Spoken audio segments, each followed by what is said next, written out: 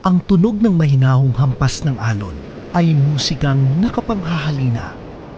Isang hudyat upang bumangon. Simula ng panibagong umaga. Bawat isang mangingisda ay batid ang biyaya at hamong dala ng bawat araw.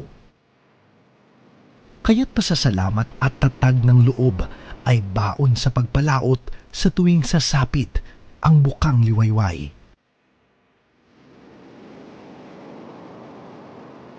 Isang kaagapay ang naghihintay. Isang pagkakataon ang nagbukas tungo sa isang mas maginhawang buhay. Ito ang nasa likod ng isang proyekto. Isang bagong pag-asang hatid ng Philippine Fisheries and Coastal Resiliency Project o FishCorp.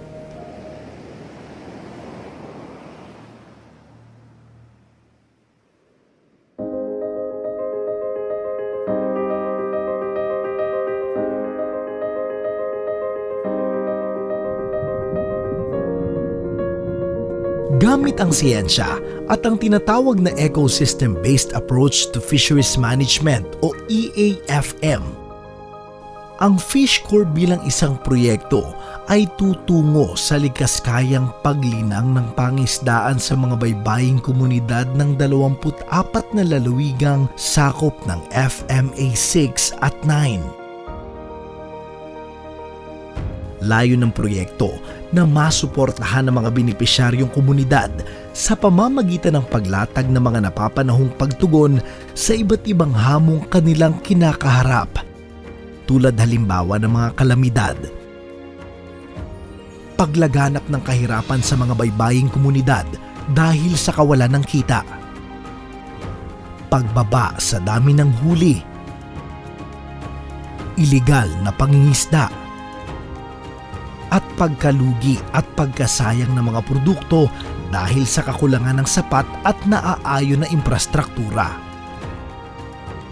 Tatakbo ang proyekto sa loob ng 7 taon. Sustenableng pag-angat ng antas ng pampangisdaang produksyon, pagbigay ng mga angkop na kasanayan, epektibong pangangasiwa ng karagatan gamit ang FMA approach, at pagtatayo ng mga angkop na pasilidad at infrastruktura ay ilan lamang sa mga ilalatag na hakbang sa ilalim ng FishCorp Project. Kabilang sa mga isyong nagtulak upang mabuo ang FishCorp ay ang mababang kalidad ng buhay ng mga mangingisda sa maraming baybaying komunidad. Kasabay ng hamong maging likaskaya ang pakikinabang ng pangisdaan at yamang tubig. Ang proyekto ay pinondohan ng World Bank at ang pagpapatupad ay nasa responsibilidad ng Bureau of Fisheries and Aquatic Resources sa ilalim ng Department of Agriculture. Bahagi ng estratehiya sa pagpapatupad nito ay ang malawakang pakikipagbalikatan sa iba pang ahensya ng pamahalaan katulad ng DENR, DPWH, DOST, DTI at DILG. Pangunahing kabalikat ay ang mga lokal na pamahalaan sa mga napiling Fisheries Management Areas o FMAs. Ang proyekto ay sumailalim sa masusing proseso ng pag-aproba ayon sa pamantayan ng National Economic and Development Authority. Mayo taong 2023 nang aprubahan ito ng World Bank at Hunyo naman ng pormal na lagdaan ng pagbabalikatan sa pagitan ng Pilipinas at World Bank upang tustusan ang buong proyekto. Ika-22 ng Setyembre naman ng pormal na ilunsad ang FishCorp.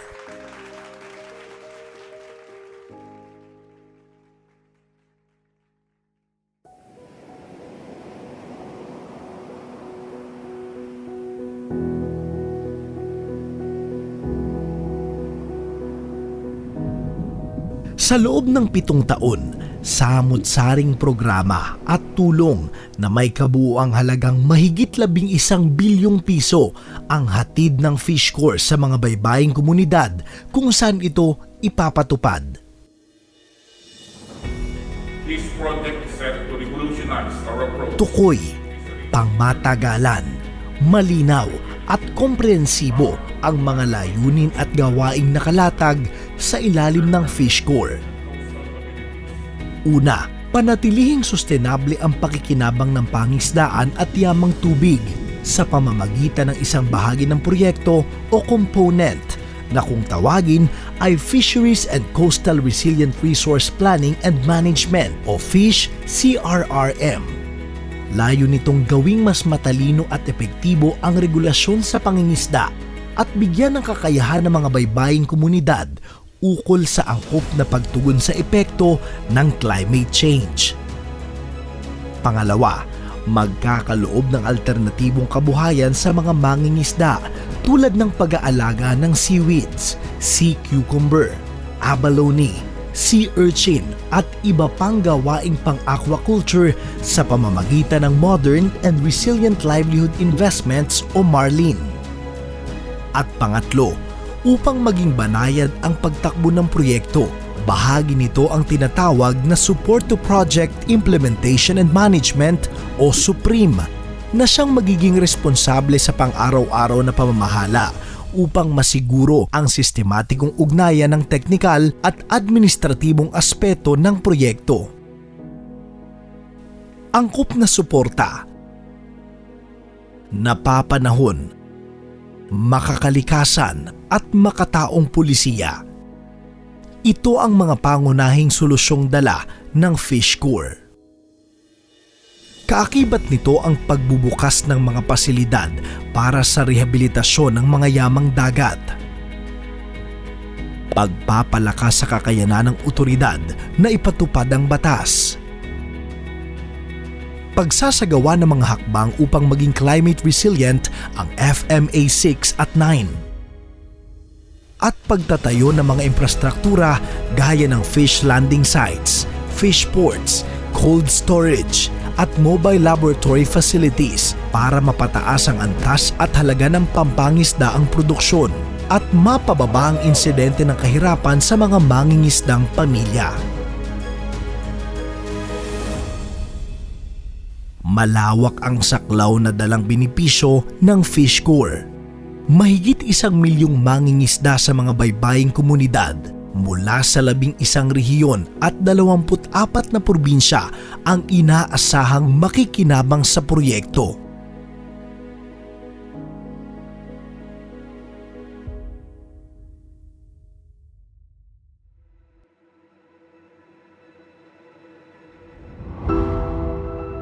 Bagong panahon, bagong Pilipinas. Dala-dala ay bagong pag-asa. Natitiyak na ang pangisdaan ng bansa ay patuloy na pakikinabangan ng bawat pamilyang Pilipino. At ang pakinabang na dulot nito ay tutulay tungo sa pag-angat ng kabuhayan ng mga mangingisda sa mga kanayunan. Isang napapanahong proyektong nabuo ayon sa tunay na pangangailangan ng mangingisdang Pilipino. Isang proyektong ang mekanismo sa pagpapatupad ay nakaangkla sa siyensya. Bunga ng pagkakaisa, panibagong hakbang tungo sa mas matatag at sumasabay sa hamon ng panahon na industriya ng pangisdaan. Fish Corps, ang paglalayag tungo sa mas maliwanag at maunlad na bukas.